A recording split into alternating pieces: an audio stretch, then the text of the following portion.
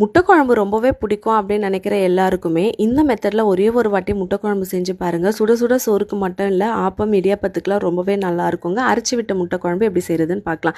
கடாயில் கொஞ்சமாக எண்ணெய் சேர்த்துட்டு 1 ஸ்பூன் சோம்பு, 1 ஸ்பூன் சீரகம், 1 ஸ்பூன் மிளகு, 5 காஞ்ச மிளகா, கல்பாசி, 2 துண்டு பிரிஞ்சி இலை, 2 துண்டு பட்டை, 2 லவங்கம், 2 ஏலக்காய், 2 மராட்டி மொக்கு, ஒரு கைப்பிடி அளவுக்கு தேங்காய், கொஞ்சமாக கருவேப்பிலை சேர்த்து நல்லா வறுத்து எடுத்து மிக்ஸி ஜாருக்கு மாற்றி வழவழன்னு அரைச்சிக்கோங்க.